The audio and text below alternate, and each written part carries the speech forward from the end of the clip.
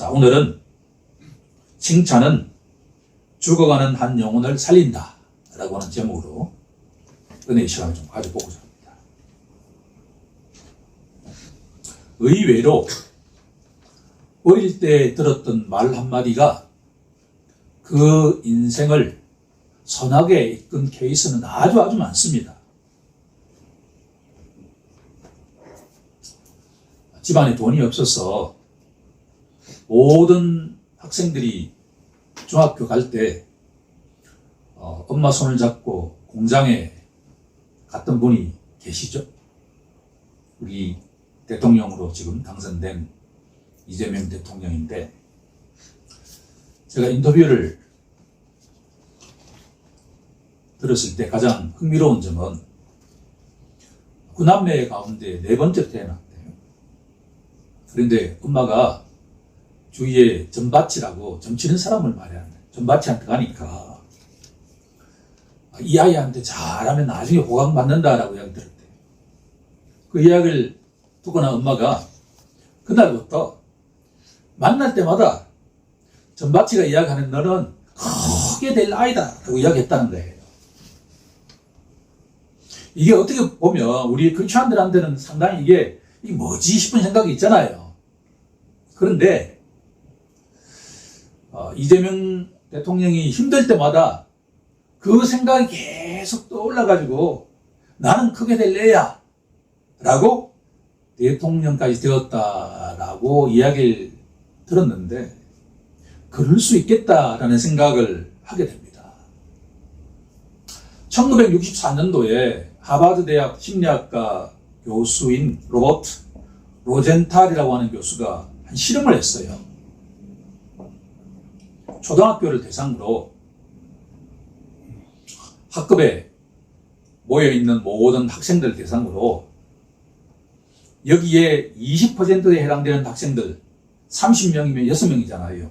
이름을 불러주고 난 뒤에 이 학생들이 우수한 IQ를 갖고 있는 학생들이기에 우리가 관찰할 필요가 있다라는 이야기를 하고 난 뒤에 1년이 지났습니다. 그런데 모든 학급에서 발표되었던 그 20%에 속한 학생들의 성적이 쭉 올라갔다는 거예요. 그런데 알고 보니까 이 20%에 속한 아이들이 IQ도 평균 정도도 안 됐다는 거예요. 뛰어난 게 아무것도 없었다는 이야기예요. 여기서 중요한 걸 발견하잖아요. 선생님이 저 학생은 아주 우수한 아이야, 반 친구들이 전부 쟤는 똑똑한 아이라고 인정하는 순간에 자기도 모르게 시간이 지나고 난 뒤에 좋은 결과가 일어났다라고 하는 것을 로젠탈 효과라고 합니다. 첫 번째 갈로의 정답은 로젠탈 교수의 이름을 따서 로젠탈 효과라고 합니다.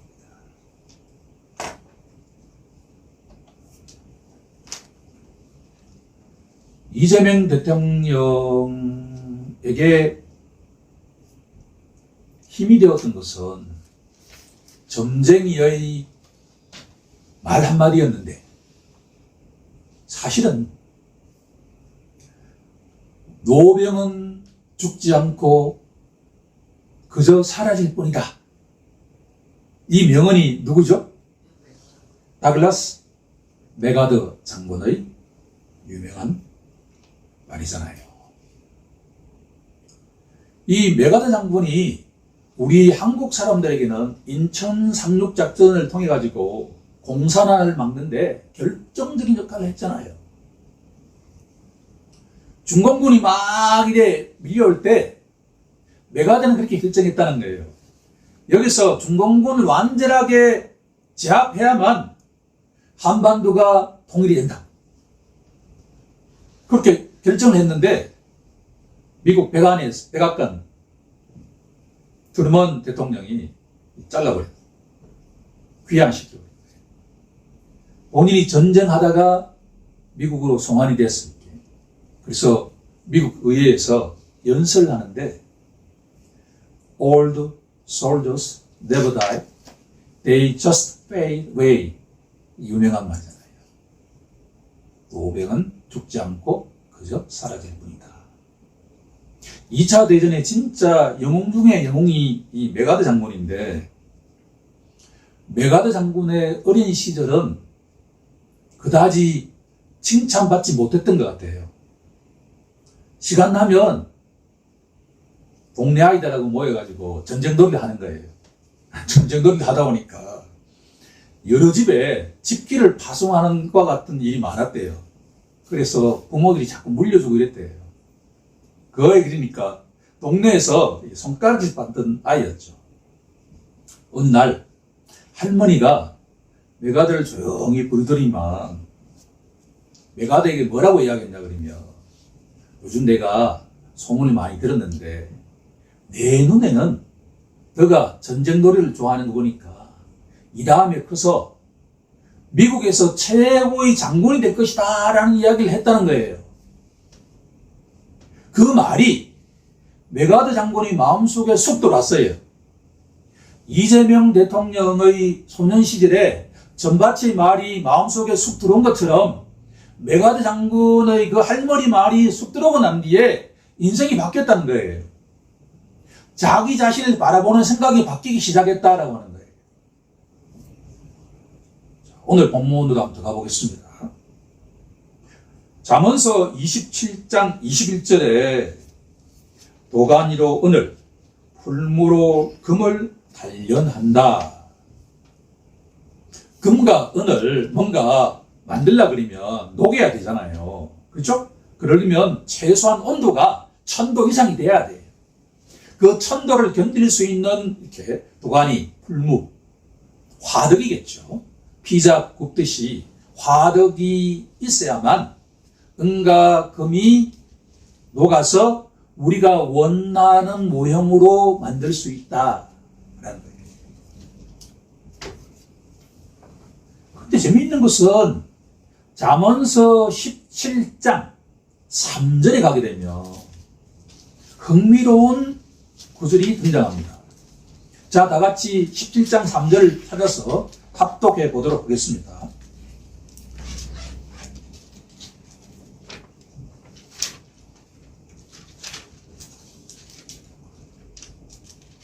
자, 다 찾았죠? 합독해 볼까요? 시작. 도가니는 은을, 풀무는 금을 연단하거니와 여호와는 마음을 연단하느니라. 흥미롭죠? 앞에는 똑같은데 뒤에는 다르잖아요. 자, 오늘 본문인 잠언서 27장 21절을 이해하기 위해서는 17장 3절을 이해를 해야 돼요. 17장 3절에는 주어가 뭐죠? 여호와잖아요. 여호와는 금과 은을 연단하듯이 사람의 무엇을 연단한다는 거예요? 마음을 연단한다라는 거예요.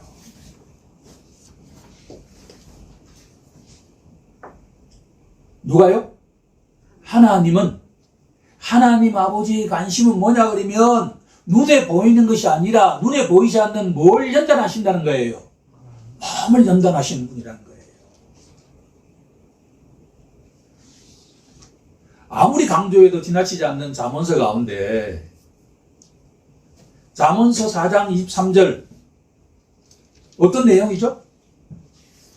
무릇 지킬 만한 것 가운데 뭘 지키라고 되어 있죠? 마음을 지켜라. 왜냐하면 마음에서 뭐가 나오기 때문에 생명이 나온다. 우리 속담에도 일체 요심조라고 하잖아요. 모든 것이 뭐 먹기에 달렸다? 마음 먹기에 달렸다. 성경적인 내용이에요. 하나님 아버지가 우리에게 가장 관심 가지신 것은 뭐냐 그러면 우리의 마음을 연단하신다라고 하는 거예요. 금과 은을 연단을 어떻게 하시죠? 불을 지펴가지고 몇 도로? 1000도 이상 지펴서 금과 은을 하나님이 원하시는 모양으로 만들어 가시는 것처럼 사람도 뭘 통해서? 마음을 통해서 우리 각자를 빚어 가신다. 그런 이야기예요.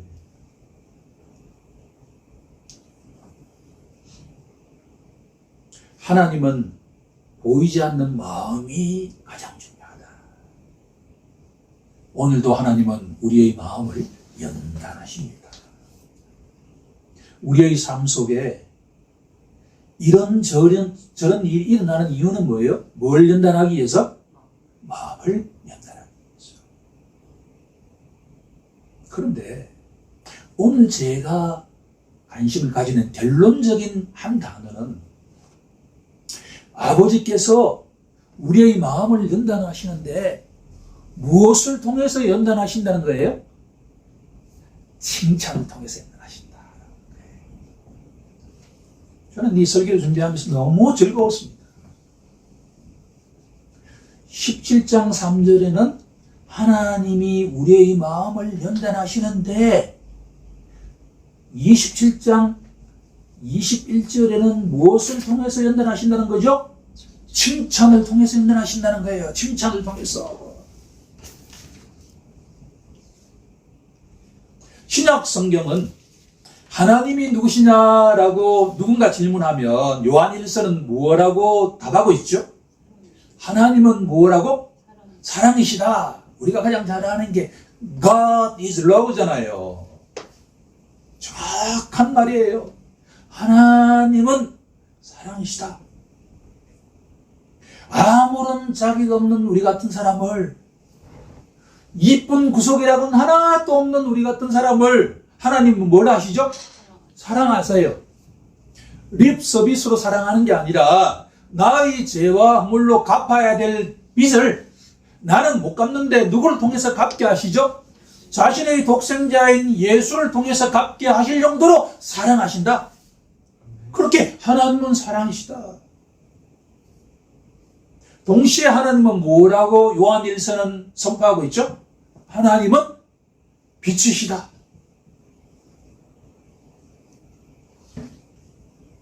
어둠은 어떻게 하면 물러가죠? 막 어둠하고 싸울 필요가 있나 없나요? 어둠은 뭐가 오면 사라지죠? 저 동해에 햇볕이 뜨면 어때요? 어둠은 어떻게 되죠? 사라지듯이 햇볕을 만드신 하나님이 임하면 어둠은 어떻게 돼요? 사라집니다.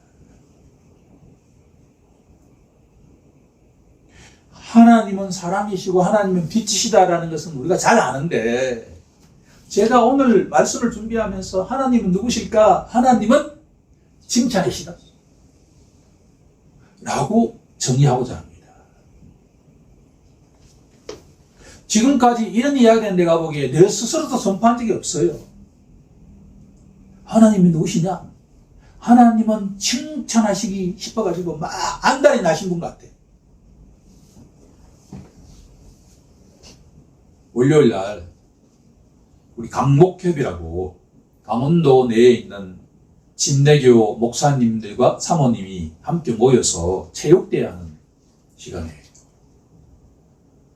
식사 시간 때 저와 아내 옆에 원로 은퇴하신 목사님 사모님 계셨는데, 거기에 그 교회를 아드님이 물려받아가지고 그 손주가 2명이 있더라고요.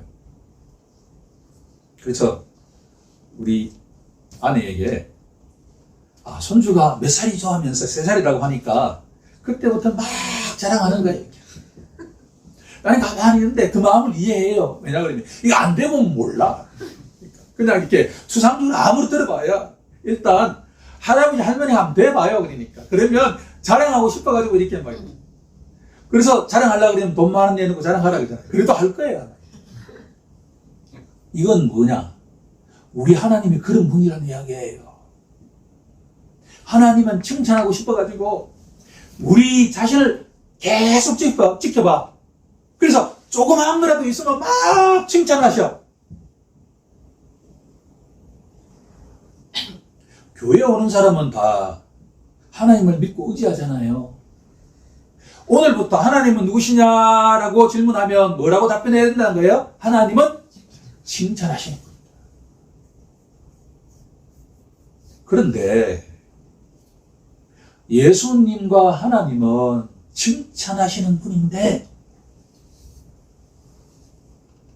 보통 우리의 마음속에는 우리가 언제 칭찬받죠? 수학 선생님 몇 점 받을 때? 100점 받으면 칭찬하잖아요. 영어 점수가 100점 맞아오면 칭찬을 해요. 반에서 1등 했다 그러면 어때요? 칭찬하잖아요. 그러니까 우리는 칭찬할 때 내가 잘하면 칭찬받는다라고 알고 있어요. 그렇죠? 내가 못하면 어떻게 되죠? 꿀망을 받잖아요. 이렇게. 우리 부모들은 항상 100점 받던 애가 하나 틀리면 뭐 하죠? 꿀망 되잖아요. 이렇게. 하나님은 그런 분이 아니에요. 내가 여러 가지 이야기를 할 수가 있는데 내가 오늘 한 사람 이야기 좀 하고 싶어요. 하나님은 칭찬하기 위해서 막 안달이 나신 분인데 이 세상에서 가장 손가락질 받는 한 사람을 내가 이야기하고 싶다라고 하는 거예요. 열왕기상에 가게 되면 이스라엘의 여러 이렇게 왕이 나오는데 그 왕 가운데 이렇게 평가받는 왕이 있습니다. 열왕기상 16장 30절에 가게 되면 오므리의 아들 아합이 그 이전의 모든 사람들보다도 여호와 하나님 보시기에 악을 더욱 행했다.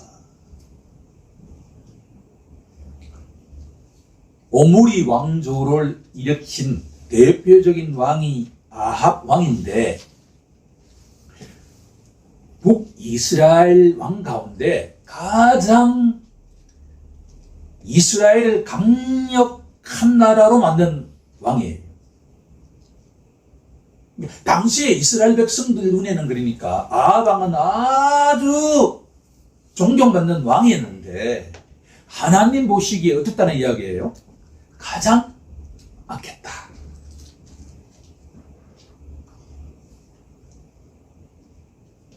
하나님 대신에 바알을 비롯한 우상을 철저하게 숭배했던 것과 같은 왕입니다. 더구나 사마리아에 자기 왕궁이 있었는데 그 왕궁 앞에 포도밭이 있었어요. 그 포도밭이 너무나 이뻐가지고 너무나 아름다워가지고 알고 보니까 나봇이라고 하는 사람이 갖고 있었는데 이 사람에게 포도밭을 팔라라고 이야기했는데 절대 팔 수 없다는 거예요. 왜? 하나님이 물려주신 땅인데 이걸 내가 왜 파느냐. 그러고 난 뒤에 이 왕이 한나라의 왕이 그 포도밭을 얻지 못해가지고 막 밥도 먹지 않고 이렇게 시름시름 아파 있는데 그 부인이 누구냐 그러면 바로 이세벨이라고 하는 그 악년대. 아니 무슨 그런 일로 이렇게 고민을 하느냐라고 이야기하면서 내가 며칠 내로 해결하겠다라고 이야기하고 난 뒤에 거짓 증인들 만들어가지고 이 나봇이 율법도 지키지 않고 하나님을 부정하는 자였다라고 덮어 씌워서 죽입니다.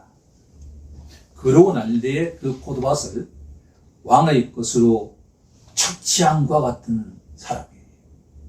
그런데 당시에 같이 활동하던 이사야 선지자를 하나님께서 아합 왕에게 보내어서 이런 예언을 합니다. 왕 당신이 지금처럼 우상을 숭배하고 사회적 약자의 재물을 착취하는 것과 같은 행동을 개시하면 곧 당신의 왕조는 완전하게 멸망할 거다라고 예언을 합니다. 근데 그 예언을 듣고 난 뒤에 그날 밤부터 이 아합 왕이 벌벌벌벌 떨면서 하나님 보시기에 겸비한 자세를 취했다라고 성경은 기록하고 있어요. 자, 우리 같이 열왕기상 21장 27절부터 29절로 같이 합독해 볼까요? 열왕기상 21장 27절부터 29절 말씀입니다. 자, 같이 합독합니다. 시작. 아합이 이 모든 말씀을 들을 때 그의 옷을 찢고 굵은 배로 몸을 동이고 금식하고 굵은 배에 누우며 또 풀이 주고 다니더라. 여호와의 말씀이 디셉 사람 엘리야에게 임하여 이르시되 아합이 내 앞에서 경비함을 내가 보느냐. 그가 내 앞에서 겸비함으로 내가 재앙을 저의 시대에는 내리지 아니하고 그 아들의 시대에야 그의 집에 재앙을 내리리라 하셨더라. 제가 조금 전에 이사야 선지자라고 했는데 엘리야 선지자잖아요. 수정합니다.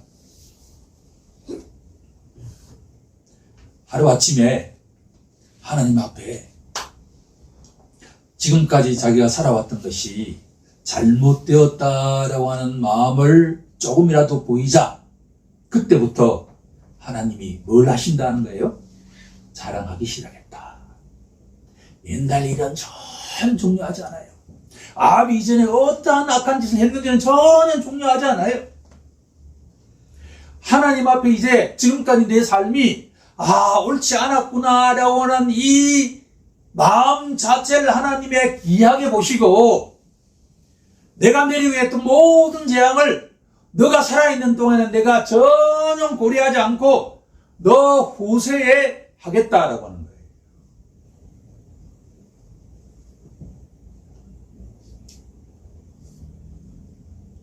하나님은 자랑하시는 분인데 오늘날 우리에게 어떻게 자랑하시느냐라고 하면 누구를 통해서 자랑하게 하시냐 그러면 바로 전바치를 통해서 하나님이 전바치를 통해서 축복하시는 것이 성경에는 없을까요? 민수기 큐티하면서 누구 이름이 떠오르죠? 모압의 발람이 떠오르잖아요. 발람이 요즘 말로 하면 전바치란 말이에요. 점치는 사람이란 말이에요. 그런데 발람을 통해서 이스라엘 백성들을 어떻게 하죠? 축복하잖아요. 하나님은 그렇게도 사용하실 수 있다는 거예요. 하나님이 잘 사용하시는 방법은 뭐냐 그러면 메가드의 할머니를 통해서 축복을 하세요. 자랑을 하세요. 우리의 어머니를 통해서 우리의 아버지, 할아버지를 통해서 자랑하신다.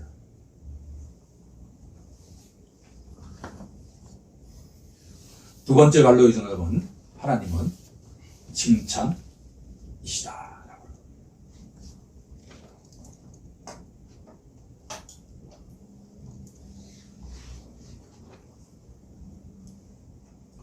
자, 이제 세 번째로 가장 중요한 것은 뭐냐 그러면 그리스도인은 누구일까? 라는 질문인데 그리스도인은 칭찬을 받는 자죠.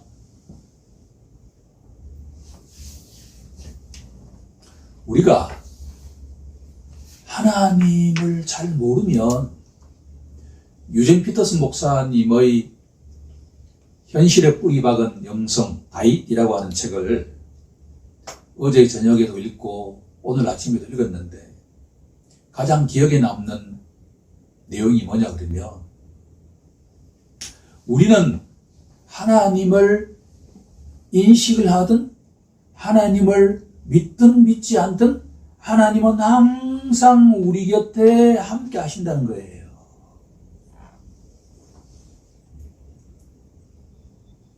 하나님은 하나님을 모르는 이재명 대통령의 어린 시절에도 함께 하셨고 메가더 장군이 하나님을 알든 모르든 하나님은 항상 함께 하셨다고 하는 거예요. 그런데 우리가 하나님을 인지하지 못하고 하나님과 멀어지면 멀어질수록 우리 삶에는 부족함이 많아진다라고 하는 거예요. 그게 결핍이라고 해요. 영어로 하면 we are less. 부족하다는 거예요. 우리 삶을 한번 돌이켜 보신다 그러면 우리가 하나님이 나와 함께 하신다라고 하는 것을 인지하고 알고 고백했던 그 시간 이후와 그 시간과 내가 하나님을 모르고 하나님과 점점 멀어지고 있다라고 하는 두 시기를 비교해 보면 물질적으로 풍족했다, 풍족하지 않았다라고 하는 것을 떠나가지고 우리의 마음이 풍족했을 때는 하나님이 나와 함께 하신다라고 하는 것을 깨닫는 순간이다.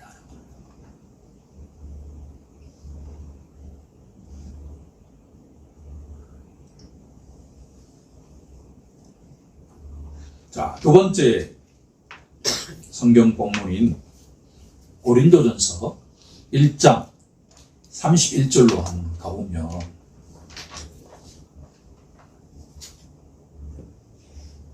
기록된 바 자랑하는 자는 주 안에서 자랑하라. 제가 또 이 말씀을 준비하면서 하나님은 칭찬하신 분이다 라고 하는 것을 새롭게 깨닫고 난 뒤에 그러면 나는 하나님을 칭찬한 적이 있는가 라고 질문을 해보니까 별로 없었다는 생각이 들어요. 우리 마음속에 어떤 생각이 들죠? 우리 피조물인 우리 각자가 이 천지 만물을 창조하신 하나님을 칭찬한다는 게 조금 뭔가 잘못된 듯한 그런 느낌이 있잖아요. 그런데 하나님이 듣기를 원하시는 것이 무엇인지 아세요? 자, 하나님은 뭐 하시는 분이라고 우리가 알게 되었죠? 칭찬하시는 분이 하나님이세요.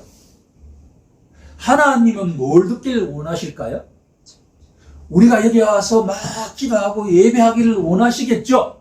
그런데 오늘 본문 속에서는 뭐냐 그러면 아버지 하나님이 우리로부터 듣고 싶은 것은 뭐냐 그러면 아버지 참 멋진 분이세요. 칭찬 듣기를 원하신다. 오늘 이 순간 이후부터 우리 모두 하나님을 칭찬하는 자가 되길 원합니다. 하나님 어떻게 이렇게 가끔 일어날 때 그런 마음이 들잖아요. 밖에 날씨가 너무 화창하면 나도 모르게 기분이 어떻게 되죠? 되죠? 저는 요즘 밖에 막 이렇게 비가 올 듯하고 막 그러면 막 기분도 처진다는 걸 느끼는데 그럴 때 우리가 어떻게 반응해야 되냐 그러면 하나님 참 멋진 분이세요. 아니 어떻게 이렇게 좋은 날씨를 허락하시죠? 그렇게 칭찬하는 우리 모두가 되길 간절히 소망합니다. 칭찬하시는 아버지, 칭찬하는 아들, 딸. 이게 성경적인 하나님과 자녀의 관계라는 생각이 듭니다. 세 번째 본문이 뭐죠? 로마서 14장 18절 말씀입니다. 이로써 그리스도를 섬기는 자는 크리스찬은 하나님을 기쁘시게 하고 하나님은 어떻게 하면 기뻐하실까요? 지금까지 이야기를 요약하는 거예요. 우리가 하나님을 어떻게 하면? 칭찬하면 기뻐하세요. 하나님을 자랑하면 기뻐하세요. 자, 칭찬과 자랑과 기쁨은 다 같은 범주에 속한다라고 하는 거예요. 그 다음에 누구에게도 칭찬을 받는다? 사람에게도 칭찬을 받는다.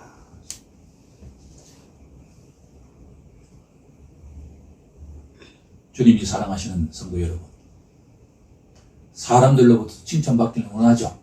그렇죠? 어떻게 하면 칭찬받을까요? 당연히 어떻게 하면 돼요? 칭찬하면 칭찬받아요. 먼저 칭찬하면 가는 말이 고우면 칭찬이 가면 어때요? 칭찬이 와요. 이거는 영적 원리예요. 예컨대 지금 제가 이제 결론적으로 이제 논리로 설명하고 있습니다. 하나님은 뭐 하시는 분이죠? 칭찬하시는 분이에요. 하나님은 하나님의 칭찬을 받으려고 그러면 우리가 해야 되는 일이 하나가 있어요. 아방이 어떻게 했죠? 단 하나 있었잖아요. 하나님 앞에 뭘 보였죠? 겸비함을 보였다. 겸비함이 뭐예요? 겸비함이. 하나님 지금까지 내 멋대로 살아온 것이 잘 됐다는 거예요? 잘 안 됐다는 거예요?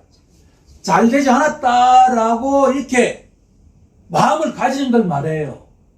뭔가 지금까지 하나님 모르고 살아왔다라는 것도 겸비함일 수가 있고, 하나님을 가까이 하지 않을 때 내가 여러 가지 부족함이 있다라고 하는 것을 고백하는 것도 겸비함이고, 그걸 신학에서는 회개라고 하는데, 회개라고 하는 내용은 너무나 우리가 익숙하기 때문에 다른 용어를 쓰고 싶다는 이야기예요. 회개가 별다른 게 아니라 하나님 없이, 하나님 모르고 하나님 떨어져 있다라고 하는 게 나에게는 모든 것이 문제다라고 하는 것을 인정하고 고백하는 게 겸비함이에요. 그걸 조금이라도 보이는 순간에 하나님은 우리를 어떻게 하신다는 거예요? 칭찬하신다는 거예요. 이렇게 마음이 말이에요. 전혀 마음이 바뀌지도 않았는데 하나님이 어떤 사람을 칭찬하지는 않는단 말이에요. 겸비함을 보이는 자에게는 아버지는 칭찬하기 위해서 막 준비하고 계신다는 거예요.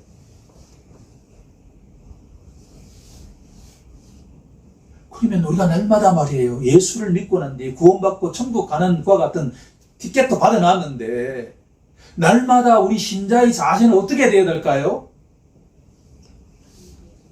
겸비함의 자세를 가진 겸비함. 이거는 하나님을 정확하게 알면 알수록 겸비하지 않을 수가 없어요.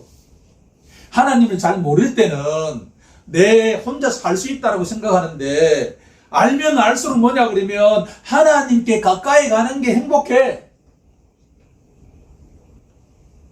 요즘 제가 목사님들한테 듣는 소리 가운데 가장 공감적으로 다가온 것이 뭐냐 그러면, 하나님의 말씀을 선포한다라고 하는 게 얼마나 복된 자리인지 요즘 깨닫는다라고 하는 거예요. 하나님과 가까이 있다라고 하는 게 말이에요. 하나님의 말씀을 날마다 묵상하고 하나님의 말씀을 날마다 공부하고 하나님 말씀대로 살아가는 건 쉽지 않지만 그렇게 살아가는 자체가 복이다라고 하는 것을 목사님들이 이야기하고 있다는 이야기죠. 세상에 아무리 좋은 것이 있어도 하나님을 모르면 그 인생은 망하는 인생이단 말이에요. 이게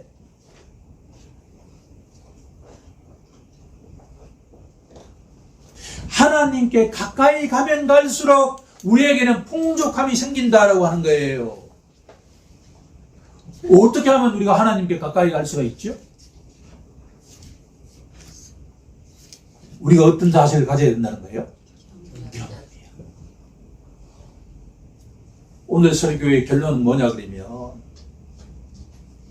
하나님은 마음을 연단하시기를 원하시는데 뭘 통해서 연단하신다는 거예요? 칭찬하세요. 칭찬. 날마다 하나님은 우리를 칭찬하시는데 우리가 어떤 자세를 가질 때 칭찬이 온다는 거예요? 겸비한 자세. 딱 하나만 가지면 돼.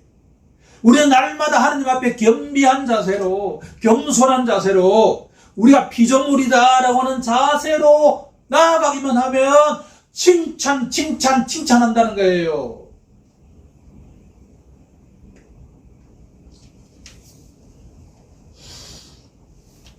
우리가 하나님을 칭찬할 수 있는 근거는 뭐죠?